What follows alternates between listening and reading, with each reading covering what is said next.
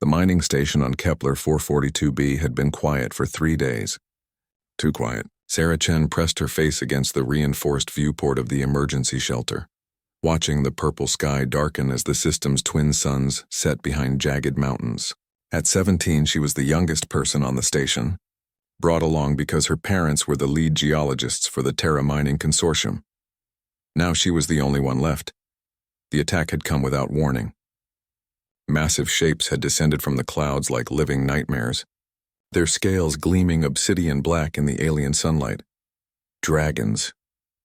That was the only word Sarah's mind could process when she first saw them. Ancient, terrible dragons from human mythology, but real and impossibly huge. They had taken everyone else. Sarah had only survived because she was in the deep mining tunnels when the attack began. The emergency protocols had kicked in automatically, sealing the underground shelter and cutting off all communications. For 3 days she had waited, hoping for rescue, living on emergency rations and recycled water. But nobody was coming. The shelter's computer chimed softly. "External movement detected," it announced in its calm, artificial voice. Sarah's blood turned to ice. Through the viewport she could see them approaching, 7 massive forms moving across the rocky landscape with fluid grace. Each dragon was easily 40 meters long, their wings folded against bodies that seemed to absorb light rather than reflect it. They moved in a perfect circle around her shelter. Sarah backed away from the window, her heart hammering against her ribs. The dragons settled into position, forming a ring around the small building. Their eyes glowed like molten gold in the gathering darkness. She could feel their gaze on her even through the reinforced walls. "Why aren't they attacking?" she whispered to herself. For hours, they simply watched. Sarah tried to sleep, but every time she closed her eyes, she could sense them out there, waiting. The dragons never moved from their positions, never made a sound. They just watched with those burning eyes. When morning came, Sarah discovered something that made her stomach clench with fear. The dragons had moved closer during the night. Not much, maybe 10 meters, but enough to notice. They were tightening the circle.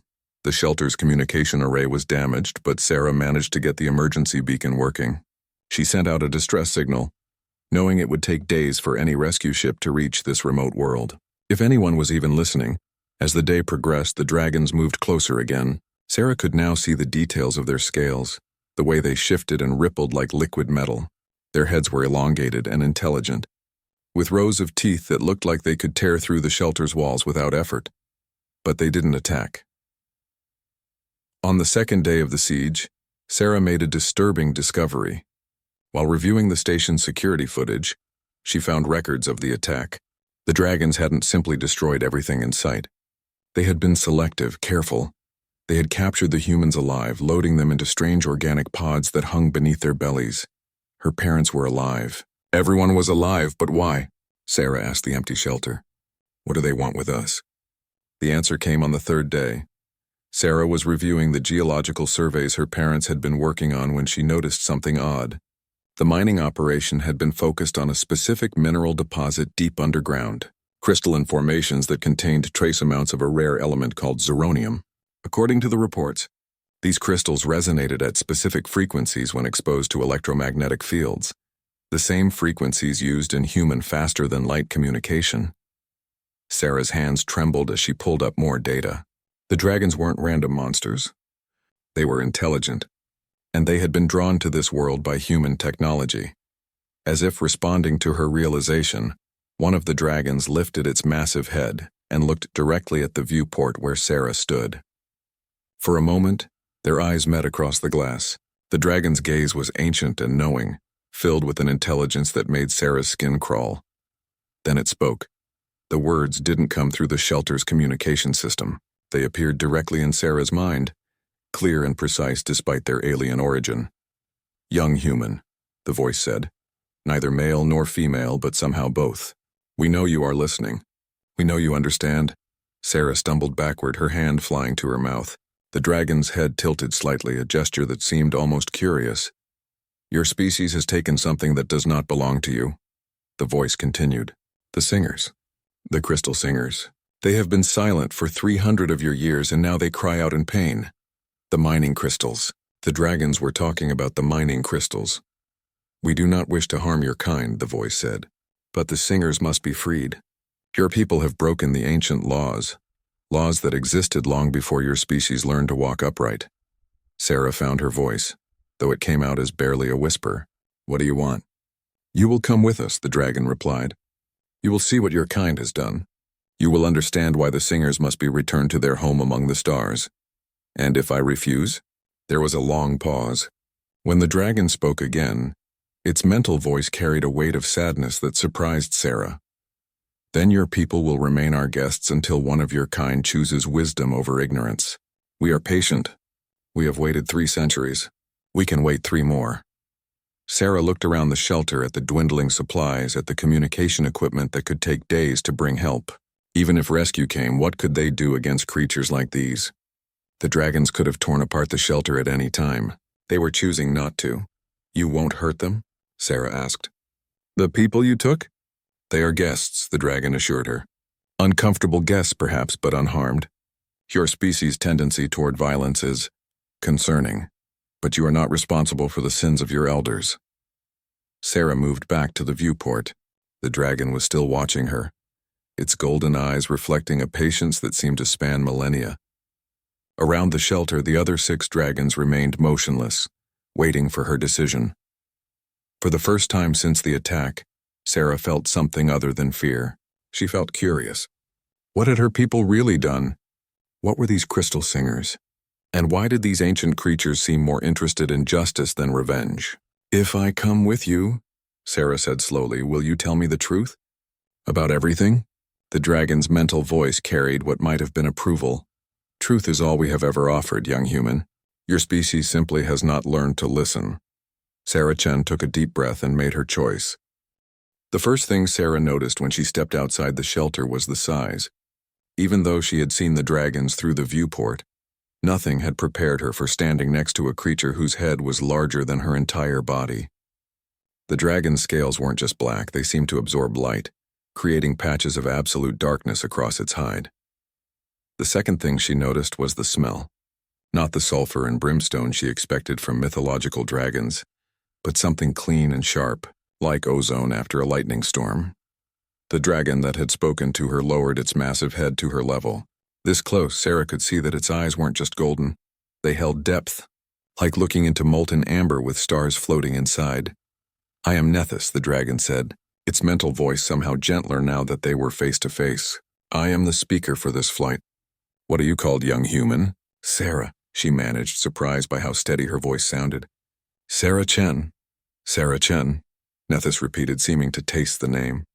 "A name of builders and seekers. Fitting." Without warning, Nethys lowered himself to the ground, extending one enormous wing. "Climb upon my back, Sarah Chen. It is time you learned the truth your people have forgotten." Sarah hesitated. The wing was easily 20 meters long, covered in scales that looked like they could cut glass, but Nethys seemed to sense her fear. "The scales will not harm you," he assured her. "We are not the monsters your legends paint us to be."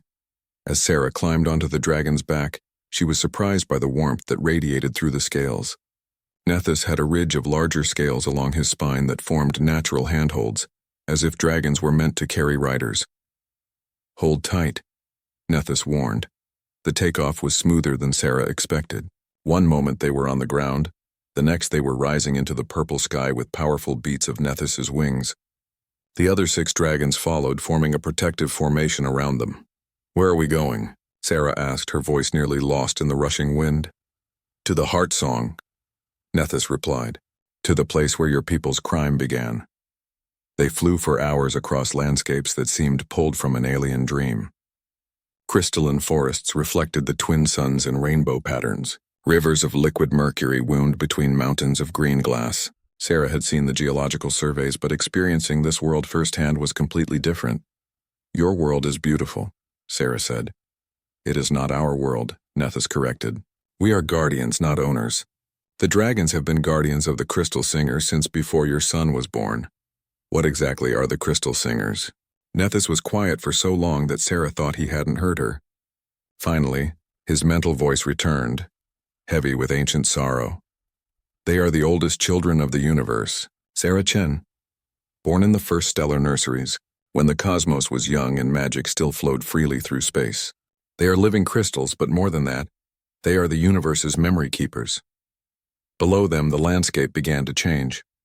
The natural crystal formations grew larger and more organized, forming what looked like vast cities of living gemstone. As they drew closer, Sarah gasped. The crystals were singing, not with voices she could hear, but with harmonies that resonated in her bones. The entire crystal city pulsed with different colors and rhythm with an unheard melody. It was the most beautiful thing Sarah had ever experienced. They sing the songs of creation, Nethys explained. Each crystal singer holds memories of the stars they have witnessed born and die. They remember the first words spoken by every sentient species. They hold the harmony that keeps the universe from falling into chaos. And we're mining them? Your people arrived 50 years ago. At first they were respectful. They took only the dead crystals, the ones whose songs had already ended. But as your technology advanced, you discovered that living singers could boost your communication networks across impossible distances. So you began taking the living ones. Sarah felt sick. We're kidnapping them. Worse, you are cutting them away from the heart song. Imagine if someone tore you away from your family, your home, your very understanding of what you are. That is what happens when a singer is harvested. They landed in what Nethys called the heart chamber, a vast cavern at the center of the crystal city. The walls pulsed with bioluminescent patterns that matched the rhythm of the songs. In the center of the chamber stood the largest crystal Sarah had ever seen, a formation easily 200 meters tall that glowed with an inner light. The heart singer, Nethys said reverently. She has sung for 40 million years. She remembers when your galaxy was nothing but gas and hope. As they approached, Sarah could feel the crystal's awareness focusing on her. It was ancient beyond comprehension, patient beyond understanding, and unutterably sad. Images flooded Sarah's mind. She saw human mining ships arriving, their crews amazed by the beautiful crystal formations. She saw the first careful extractions, the excitement as engineers discovered how the crystals could amplify communication signals. And then she saw the change, the moment when wonder turned to greed. Massive harvesting operations. Crystal singers torn from their homes while their songs turned to screams of anguish. Transport ships carrying hundreds of the living beings away from their world, away from the heart song that had sustained them for eons. We tried to negotiate, Nethys said quietly. For 30 years we sent diplomatic envoys to your colonies. Your people either ignored us or attacked us. They called us myths, legends, impossible creatures that couldn't possibly be intelligent. Sarah saw those encounters too. Dragon ambassadors approaching human settlements only to be met with weapons fire. Ancient beings who had mediated between civilizations for millions of years, dismissed as animals or threats. So you started taking hostages, Sarah said.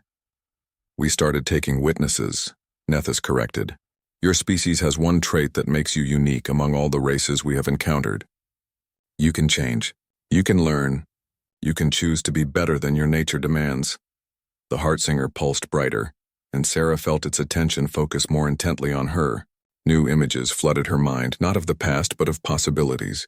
Humans and dragons working together, crystal singers freely sharing their songs with human technology in exchange for protection and respect. A future where humanity's drive to explore and expand was tempered by wisdom and compassion. She likes you, Nethys said, and Sarah could hear surprise in his mental voice. That is unexpected. Why? Because humans are chaos bringers, another voice said.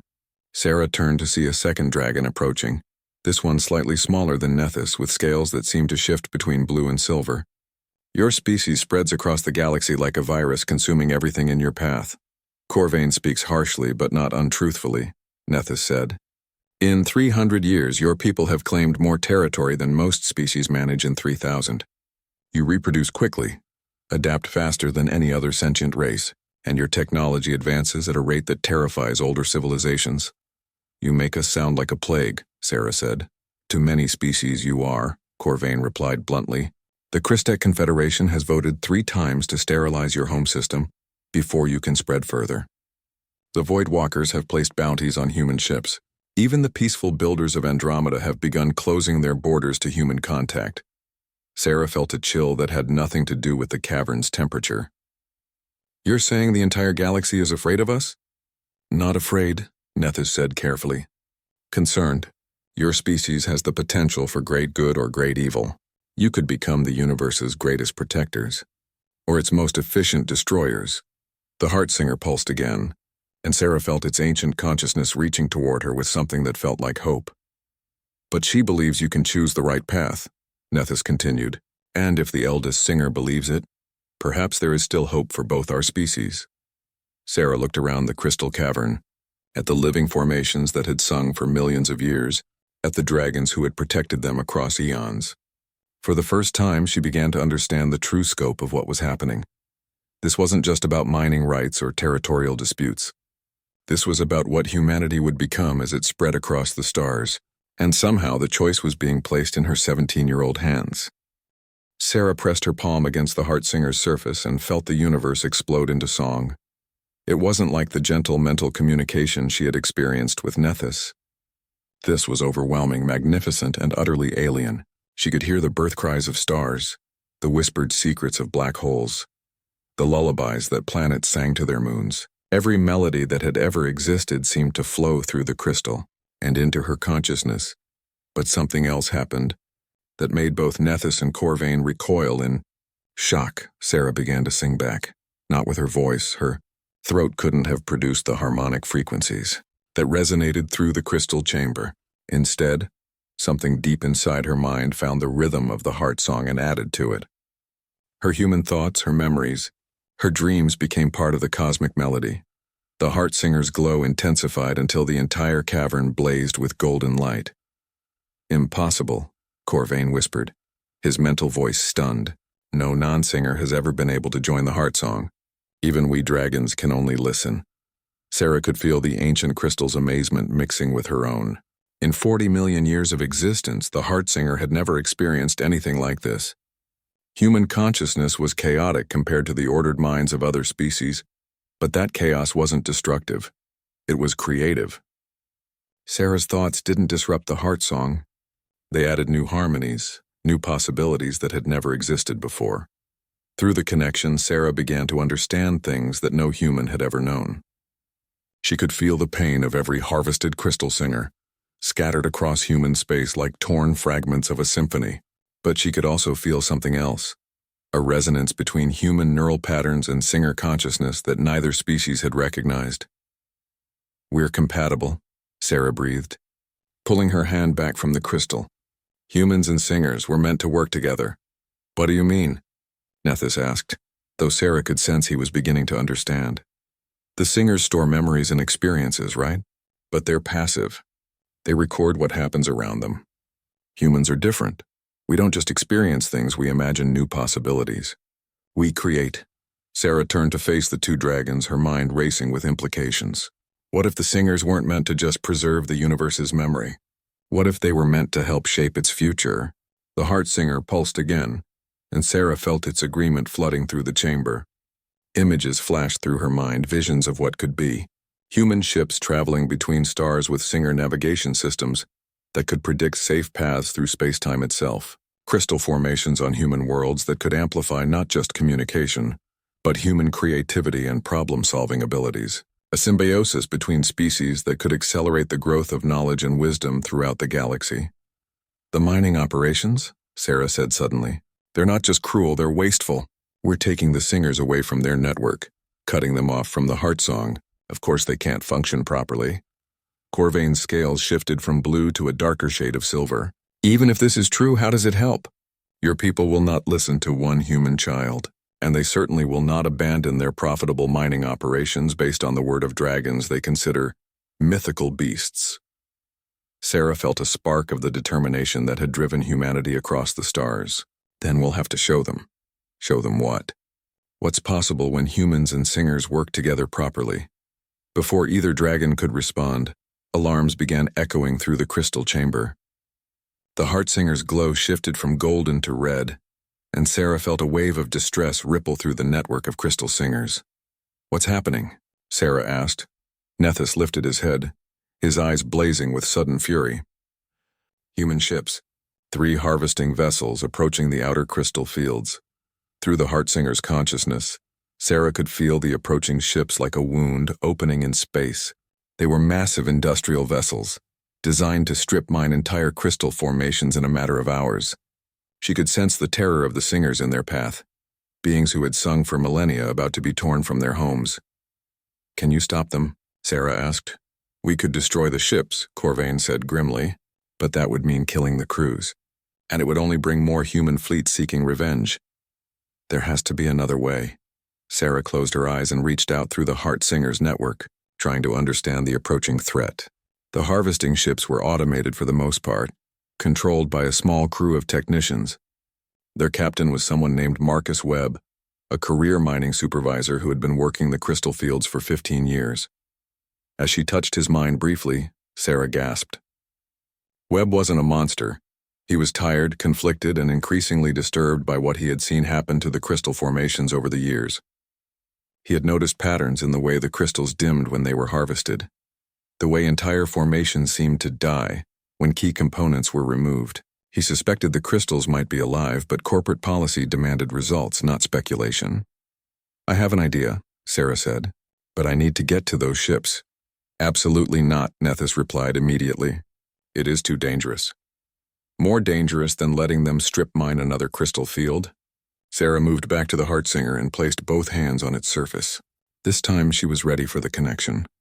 Instead of being overwhelmed by the cosmic symphony, she focused on a specific frequency, the harmonic resonance that human technology used for faster-than-light communication.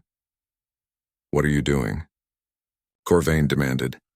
"Something that's probably never been tried before," Sarah replied. Through the Heartsinger, she began broadcasting on human communication frequencies.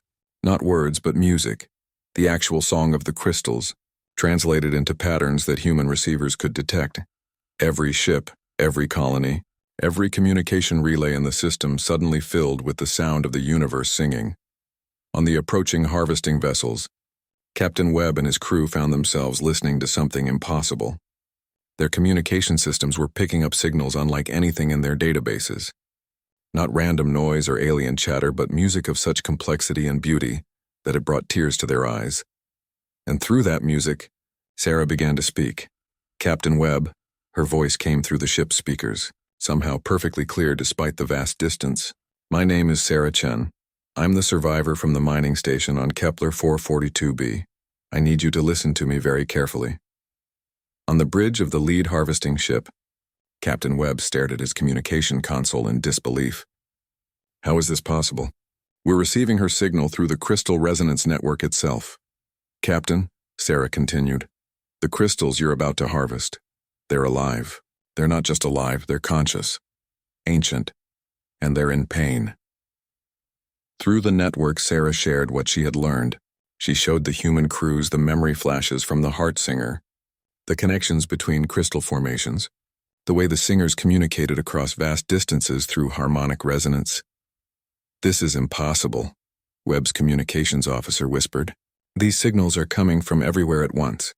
Every crystal formation in the system is broadcasting." "Not broadcasting," Sarah corrected. "Singing. They've been singing for millions of years, and we've been deaf to it because we never thought to listen." She could feel the moment when Webb truly understood. His mind opened to the possibility that his years of growing unease had been justified. The crystals weren't just valuable minerals, they were living beings with their own civilization, their own culture, their own right to exist. "What do you want me to do?" Webb asked quietly. "Help me prove that humans can be better than their first impulses," Sarah replied. "Help me show both our species that there's a future worth building together." In the heart chamber, Nethys and Corvain watched in amazement as Sarah maintained her connection to both the crystal network and the human ship simultaneously, something that should have been neurologically impossible for any species they knew. "How is she doing this?" Corvain demanded. "I don't know," Nethys admitted. "Human neural patterns are more chaotic than any other species, but perhaps that chaos allows for connections that ordered minds cannot make." Through the crystal network, Sarah could feel the approaching ships slowing, their harvesting equipment powering down. Captain Webb was making a choice that would change everything, for his career, for his species, and for the future of human expansion into the galaxy. "Tell me what you need," Webb said over the communication link. Sarah smiled, feeling the Heartsinger's ancient consciousness resonate with approval. "I need you to trust me, Captain, and I need you to help me save both our species from making a terrible mistake." The plan Sarah proposed was audacious enough to make even dragons pause in disbelief. You want to do what? Corvain's mental voice carried a mixture of admiration and terror. Connect the entire crystal network to human communication systems, Sarah repeated calmly. Not to harvest them, but to create a living bridge between species. Imagine what we could accomplish if human creativity could work directly with Singer memory and wisdom. She stood in the heart chamber, one hand still touching the massive crystal, her mind simultaneously connected to the cosmic symphony and the human ships above. Through Captain Webb's vessel, she could access the mining consortium's entire communication network, a web of FTL relays that connected dozens of human colonies. The technical challenges alone would be staggering, Nethys pointed out. Human technology and Singer consciousness operate on completely different principles. No, they don't, Sarah said, and she shared what she had discovered during her connection. Human neural patterns and Singer harmonics both rely on resonance, just at different scales. Our brains create electrical patterns that can be translated into crystal frequencies. We've been doing it accidentally for years. That's why harvested Singers can boost our communication systems at all. Through the crystal network, she could feel the distress of captured Singers scattered across human space. Thousands of them, isolated in research facilities and communication arrays, slowly dying from separation from the heart song. But she could also feel something else. A faint resonance where human technicians worked closely with the crystals. Small connections, unconscious collaborations that neither species had recognized. There's a research facility on Proxima Station, Sarah continued. Dr. Elena Vasquez has been studying crystal resonance patterns for 5 years. She's noticed that the crystals respond differently to different people, but she's been trying to find scientific explanations rather than accepting that they might be intelligent. Captain Webb's voice crackled through the communication link. I know Vasquez. Brilliant woman, but she's been pushing theories that corporate doesn't want to hear, something about the crystals showing signs of individual personality. Because they do have individual personalities, Sarah said. Each Singer is unique, with their own memories and perspectives accumulated over millions of years. We've been treating conscious beings like we would treat rocks. She paused, feeling a new presence touch the edge of her consciousness. Another ship was approaching the system, larger than the harvesting vessels with military-grade shielding and weapon systems. We have a problem, Captain Webb reported. Corporate security fleet 3 ships inbound. Someone must have reported our change in operational status. Through the crystal network, Sarah could sense the approaching vessels. The lead ship carried Admiral Patricia Knox, a woman whose mind radiated cold efficiency and absolute certainty in human superiority. Knox had built her career on expanding human territory, and she viewed any alien resistance as a problem to be solved through overwhelming force. She's going to order the dragons attacked, Sarah realized with growing alarm. Let her come, Corvain snarled. We have defended these crystals for 300 years. We will not be stopped by human warships. Fighting will only prove we're the monsters they think we are, Nethys warned, and it will doom any possibility of peaceful resolution. Sarah closed her eyes and reached out through the crystal network, searching for another solution. The Singer's memories stretched back eons, containing the accumulated wisdom of countless civilizations. Surely somewhere in that vast repository of knowledge was an answer that didn't involve bloodshed. What she found instead was a revelation that changed everything. Deep in the heart Singer's oldest memories, Sarah discovered records of humanity's first contact with crystal formations. Not 50 years ago on distant colonies, but 3,000 years ago on Earth itself. Ancient humans had found small Singer fragments in meteorite impacts and had somehow learned to harmonize with them. Those early connections had sparked leaps in human development. The sudden emergence of advanced mathematics, the rapid development of written language, the inexplicable appearance of sophisticated astronomical knowledge in primitive cultures.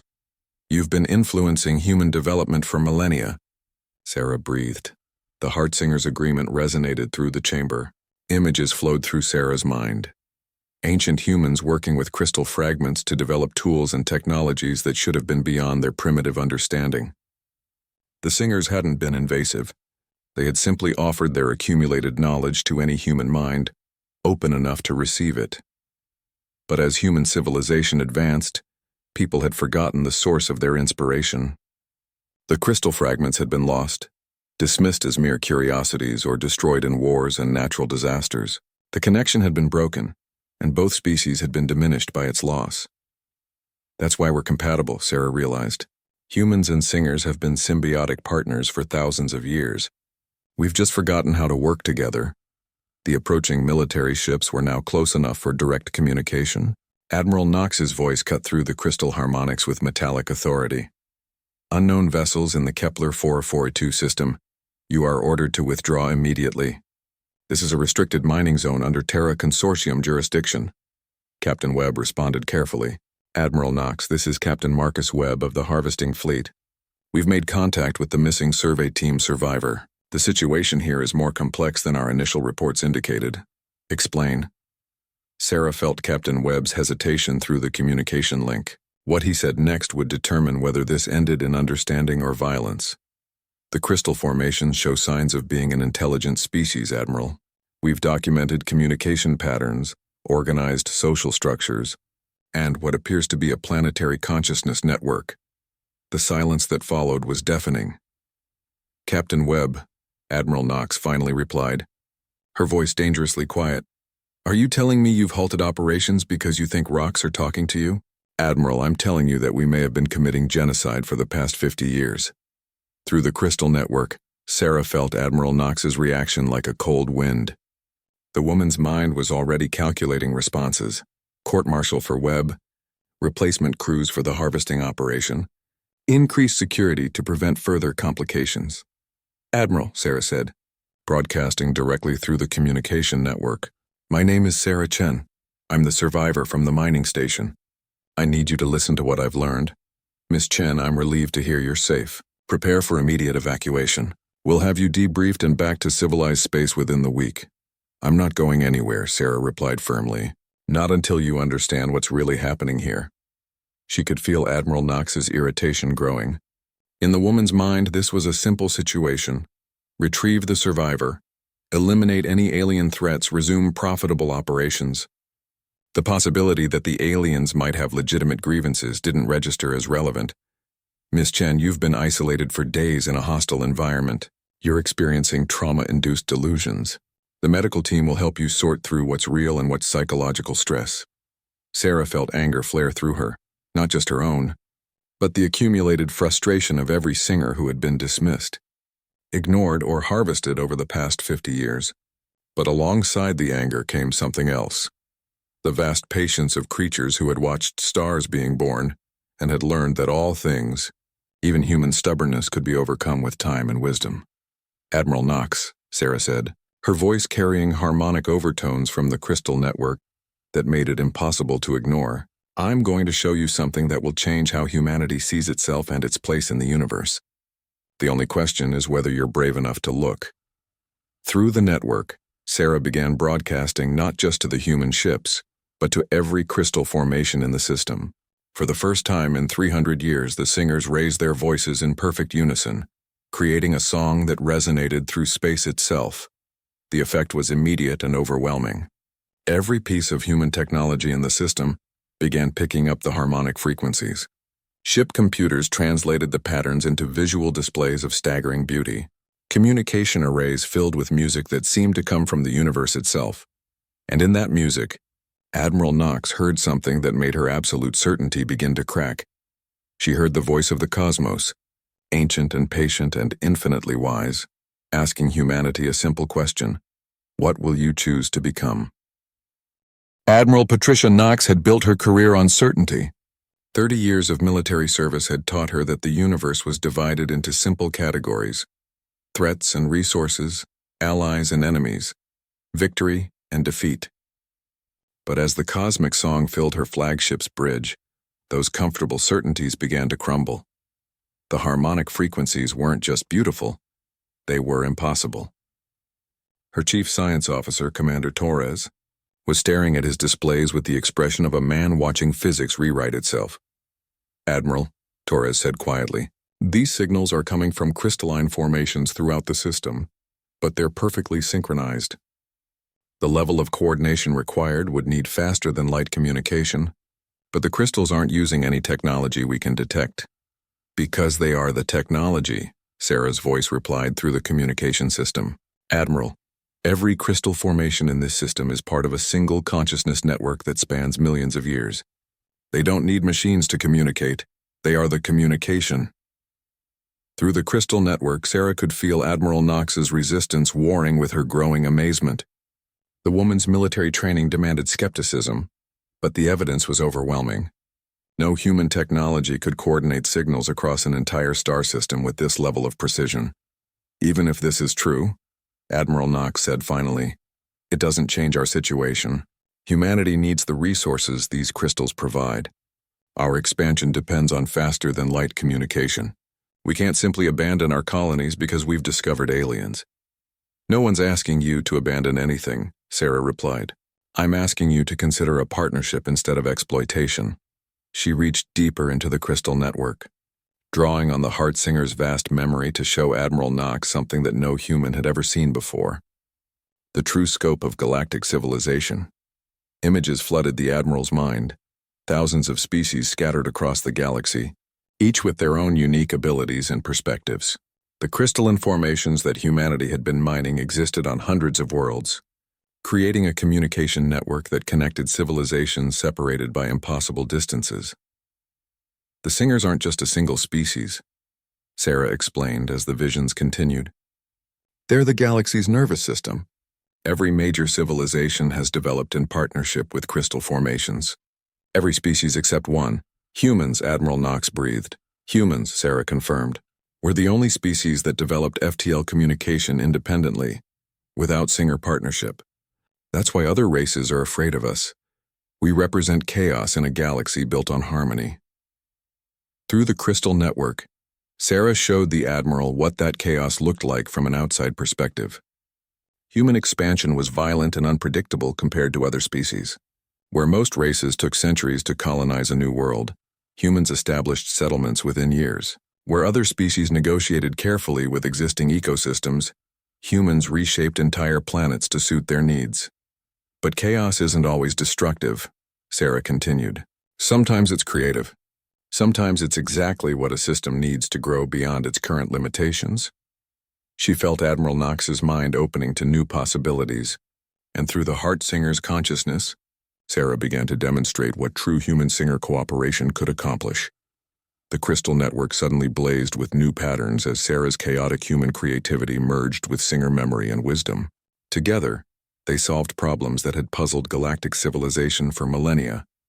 New mathematical principles that could predict stellar evolution, technological designs that could harness dark matter, biological frameworks that could adapt life to any environment. Impossible, Commander Torres whispered, watching the data streams flowing through his systems. She's developing technologies that shouldn't exist for another 1,000 years. Not developing, Sarah corrected. Discovering. The Singers have the accumulated knowledge of millions of civilizations, but they've never had minds chaotic enough to combine that knowledge in new ways. That's what humans can offer. Not just another perspective, but the ability to create perspectives that have never existed before. Through the network, she shared her vision of the future. Human ships traveling between galaxies using Singer-guided navigation that could predict safe paths through dark matter storms. Human colonies developing in harmony with local ecosystems, guided by crystal formations that remembered the optimal balance of every world they had witnessed. Human creativity and Singer wisdom working together to solve problems that neither species could handle alone. Admiral Knox stood silent on her bridge, watching possibilities unfold that challenged everything she thought she knew about humanity's place in the universe. The harvested crystals, she said finally, the ones we've already taken. Are they suffering? Sarah felt the Admiral's genuine distress through the communication link, and for the first time she sensed real hope for peaceful resolution. Yes, Sarah said gently, but not beyond healing. Singers can survive separation from the network if they maintain some connection to their home consciousness. The problem is that our current extraction methods sever those connections completely. Show me, Admiral Knox commanded. Through the crystal network, Sarah guided the Admiral's consciousness to one of the harvested formations, Singer that had been taken from Kepler 442b 3 years earlier, and was now part of a communication relay in the Proxima Centauri system. The creature's song had diminished to barely a whisper, its vast memories fading as it slowly died from isolation. But when Sarah touched its consciousness through the network, the singer blazed back to life with joy so intense that it brought tears to Admiral Knox's eyes. "It's not dead," the Admiral whispered. "None of them are dead," Sarah replied. "Just lost, separated from their family. But the connections can be rebuilt if we're willing to work together instead of simply taking what we want." Admiral Knox was quiet for long minutes, her military mind calculating new possibilities. When she spoke again, her voice carried the weight of a decision that would reshape human expansion across the galaxy. "Miss Chen, what would you need to establish permanent communication between harvested crystals and their network?" "Cooperation," Sarah said simply. "Human engineering combined with singer consciousness. We'd need to modify our communication arrays to maintain harmonic links instead of severing them. It would mean treating the crystals as partners rather than resources." "And in return?" Sarah smiled, feeling the Heart Singer's ancient approval flowing through the network. "In return, humanity gains access to the accumulated wisdom of 40 million years of galactic history, navigation charts that span the entire galaxy, technological knowledge that could advance our civilization by millennia, and most importantly, membership in a galactic community that has existed since before our sun was born." Through the crystal network, Sarah could feel other consciousnesses stirring. Singers on distant worlds who had heard her demonstration and were sharing the news with their partner species. For the first time in 300 years, the galaxy was considering the possibility that humanity might be ready for true cooperation. "There will be resistance," Admiral Knox warned.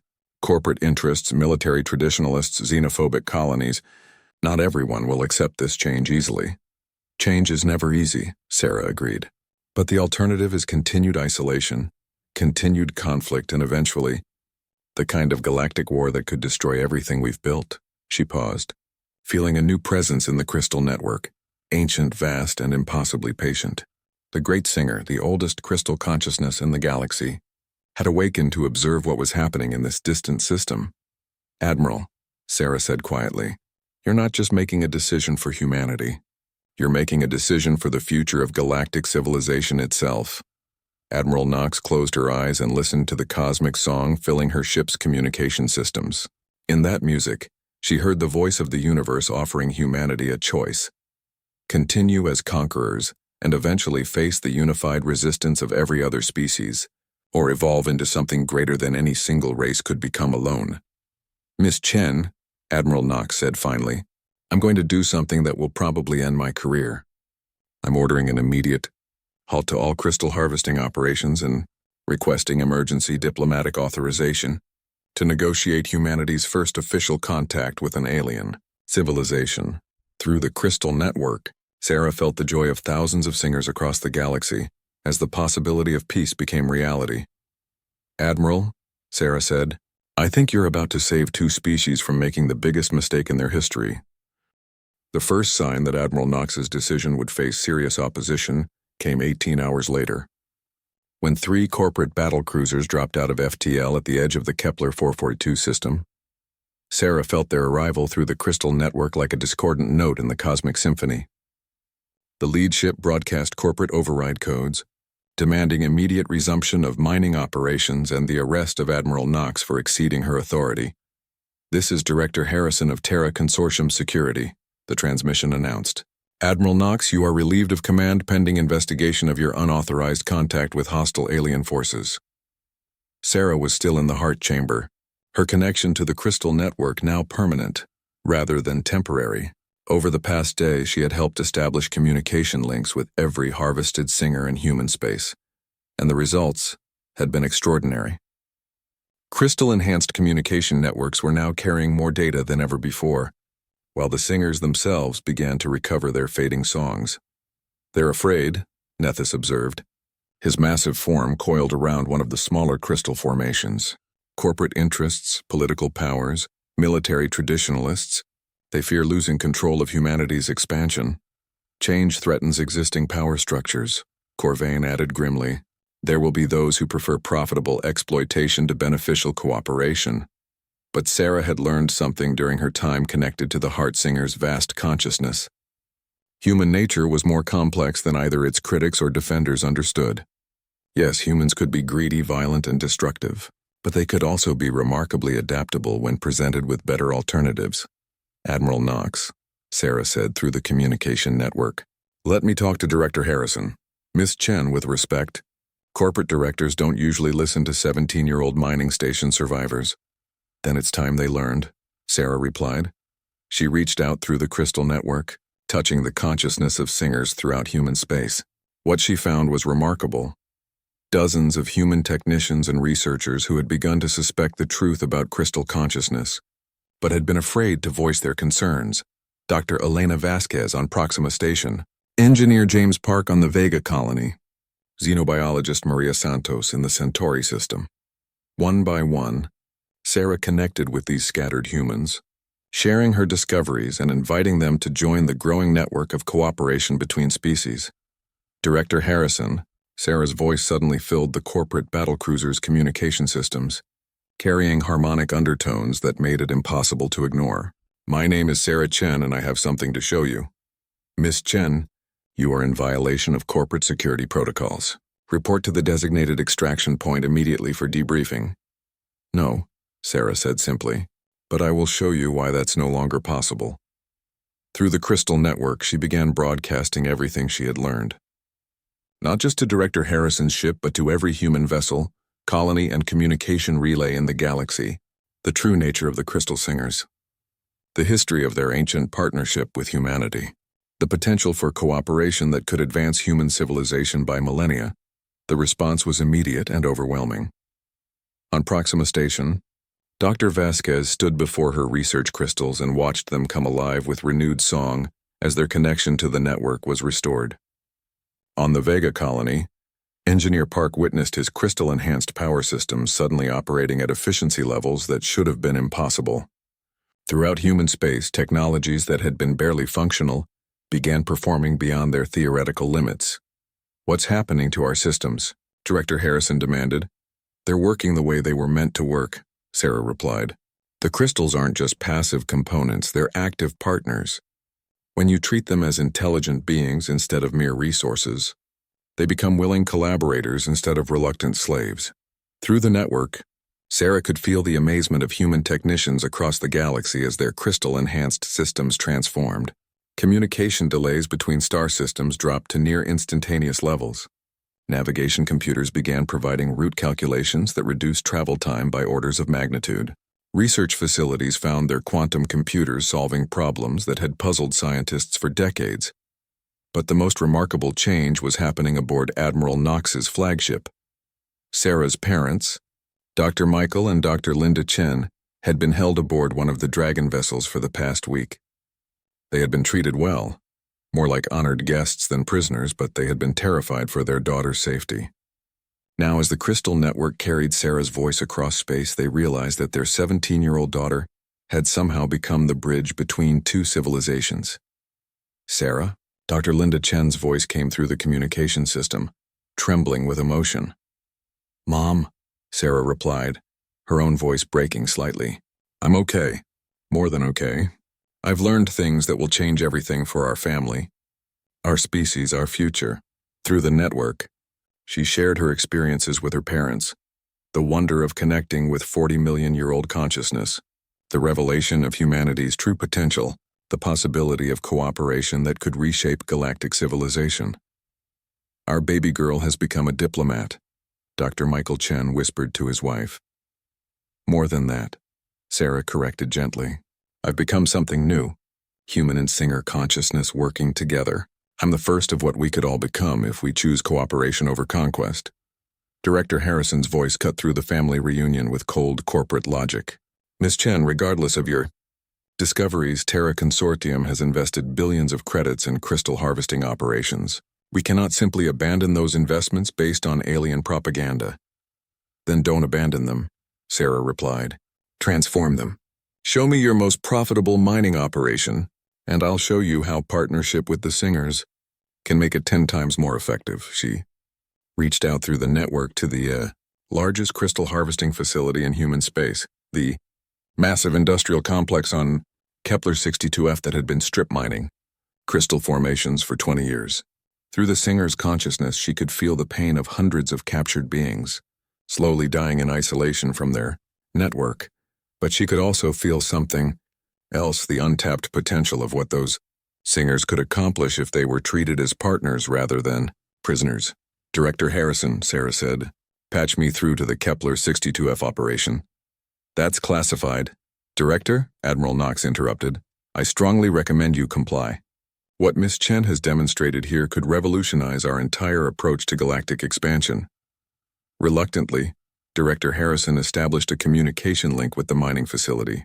Sarah immediately reached out through the network, connecting with the captured singers and offering them something they hadn't felt in 20 years, hope. The effect was instantaneous and dramatic. Every crystal formation in the Kepler 62F facility suddenly blazed with renewed life. Communication arrays that had been operating at 60% efficiency jumped to levels that overloaded monitoring systems. Power grids that had been supplemented by the crystals began generating more energy than the entire facility could use. Research computers enhanced by crystal matrices began solving complex calculations in minutes instead of months. Impossible, Director Harrison breathed, watching the data feeds from Kepler 62F. Production efficiency just increased by 800%. And that's just the beginning, Sarah said. The singers have been holding back, trying to minimize their cooperation with what they saw as exploitation. But when they understand that humans are willing to work with them instead of simply using them, they become eager partners in exploration and discovery. Through the network, she shared visions of what true human-singer cooperation could accomplish. Entire star systems mapped and terraformed in decades instead of centuries. Scientific breakthroughs that could solve problems from faster-than-light travel to consciousness transfer. Technologies that could turn humanity from a young, aggressive species into the protectors and guides of galactic civilization. The choice is yours, Director Harrison, Sarah continued. Maintain the current system of exploitation and face increasing resistance from every intelligent species in the galaxy. Or embrace partnership and become part of something greater than any single civilization could achieve alone. Director Harrison was quiet for long minutes, his corporate mind calculating new possibilities. When he spoke again, his voice carried the weight of a decision that would reshape the balance of power throughout human space. Miss Chen, I'm authorizing immediate conversion of all mining operations to partnership protocols. We'll need your guidance to establish proper communication with the crystalline entities. Through the crystal network, Sarah felt the joy of thousands of singers as the possibility of true cooperation became reality. But she also felt something else, a vast consciousness stirring in the galactic core, ancient beyond measure and patient beyond understanding. The great singer, the oldest crystal entity in the galaxy, was awakening to offer humanity the greatest gift any species could receive: acceptance into the galactic community as equals rather than conquerors. Director Harrison, Sarah said quietly, I think you just made the most profitable decision in corporate history. 6 months later, Sarah Chen stood on the observation deck of humanity's first official embassy ship, watching as the massive crystal formations of the Galactic Council's heart world came into view. The structures were beautiful beyond description, living buildings that sang in harmonies that could be felt across star systems, their crystalline spires reaching toward a sky filled with the ships of 100 different species. Sarah was no longer just human. Her extended connection with the heart singer had changed her in ways that xenobiologists were still trying to understand. She could perceive harmonic frequencies that no purely human brain could process, and her thoughts now carried traces of crystal logic that made her decisions both more creative and more wise than either species could achieve. Alone, she was humanity's first ambassador to the galactic community, and at 18 years old, she was also the youngest diplomat in galactic history. The Council is ready to receive you, announced Zeph Kitor, a crystalline being whose body was a living sculpture of flowing minerals. Zeph had been assigned as Sarah's guide through the complex protocols of galactic diplomacy, and over the past months they had become close friends. Are you nervous? Asked Captain Webb, who had been promoted to head of Human Singer Cooperative Operations after his decision to trust Sarah's vision had proven spectacularly successful. The former mining captain now oversaw a fleet of ships that worked with crystal formations to map previously unknown regions of space. Excited, Sarah corrected. Do you know what the Council is planning to offer us today? Full membership in the Galactic Concordance, Webb replied. Something that most species don't achieve for thousands of years after first contact. Sarah smiled, feeling the approval of the heart singer resonating through her consciousness. The ancient crystal entity had become a permanent partner in her thoughts, its 40-million-year perspective balancing her human creativity with cosmic wisdom. As their ship approached the council complex, Sarah reflected on how much had changed since that terrifying day when she had first stepped out of her shelter to meet Nethys and his flight of dragons. The dragons themselves had been revealed as the galaxy's peacekeepers, ancient protectors who had maintained stability between species for millions of years. Nethys now served as humanity's formal sponsor in the council, his respect for human adaptability having grown into genuine admiration for what the species could accomplish when guided by wisdom rather than just ambition. Humanity's expansion across the galaxy had transformed completely. Instead of claiming territory through force, human colonies now established themselves through cooperation with local crystal formations and existing ecosystems. The results had been remarkable. Terraforming projects that once took centuries were now completed in decades, with environments that were more stable and diverse than anything achieved through purely human engineering. The harvested crystals had all been restored to full consciousness and offered the choice of returning to their home networks or remaining as willing partners in human technology. Most had chosen to stay, fascinated by human creativity and eager to explore new possibilities that their ordered minds had never imagined. Dr. Elena Vasquez had become the head of the new Department of Crystal Studies, working directly with Singer consciousness to develop technologies that pushed the boundaries of known physics. Her research facility on Proxima Station was now one of the most advanced scientific installations in the galaxy, producing discoveries that benefited not just humanity, but every species in the concordance. Sarah's parents had returned to their geological research, but their work now involved studying the deep crystal formations that existed on every inhabited world, mapping the ancient networks that connected planets across impossible distances and learning how different species had developed in partnership with Singer consciousness. Sarah, Captain Webb said quietly as they approached the docking bay, "I want you to know that what you did saved more than just 2 species. The Council has told me that they were preparing for the worst-case scenario, a galactic war to contain human expansion. Your discovery of the human-Singer connection prevented a conflict that could have destroyed half the civilizations in the galaxy." "I didn't do it alone," Sarah replied. "Every human who chose cooperation over conquest made it possible. Every Singer who was willing to forgive past exploitation and work toward a better future. Every dragon who protected the crystals long enough for us to learn wisdom." As their ship settled into the docking bay, Sarah could see the assembled representatives of the Galactic Council, beings of crystal and energy, creatures of metal and light, species that existed as pure consciousness and others that were living ecosystems unto themselves. They had come from across the galaxy to witness humanity's formal acceptance into the cosmic community. But the most remarkable sight was the group of humans waiting in the reception area. Admiral Knox, now serving as head of human military cooperation with the Council Defense Forces.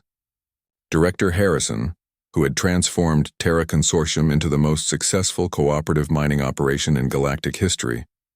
Dr. Vasquez, whose research had opened doorways to technologies that seemed like magic. And at the center of the group, Nethys waited in his humanoid form, a shape he could now take thanks to crystal-enhanced biotechnology that allowed beings to interact more easily across species boundaries. "Sarah Chen," Nethys said as she approached, his mental voice warm with affection. "You have grown far beyond what any of us imagined possible." "We all have," Sarah replied. Humans, Singers, dragons were all becoming something new. The formal ceremony took place in the Council's great amphitheater, a crystalline structure that amplified consciousness rather than sound. As Sarah stood before the assembled representatives of galactic civilization, she felt the weight of history and the promise of the future converging in this single moment. "By unanimous consent of the Galactic Concordance," announced the Council Prime, a being of pure crystalline energy, whose thoughts resonated through every Singer in the galaxy, "humanity is welcomed as a full member of the cosmic community. Your species' unique ability to create new possibilities through the marriage of chaos and wisdom makes you valuable partners in the continued evolution of galactic civilization." The ceremony concluded with the traditional harmony of Welcome, a song that connected every conscious being in the galaxy in a moment of shared understanding. As Sarah added her voice to the cosmic chorus, she felt the approval of countless species and the excitement of possibilities yet to be discovered.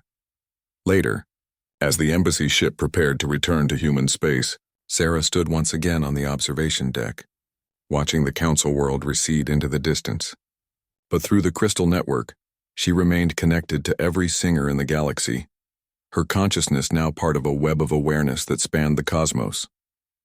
"What happens next?" Captain Webb asked. Sarah smiled, feeling the Heartsinger's ancient wisdom blending with her own human dreams of exploration and discovery. "Everything," she said simply.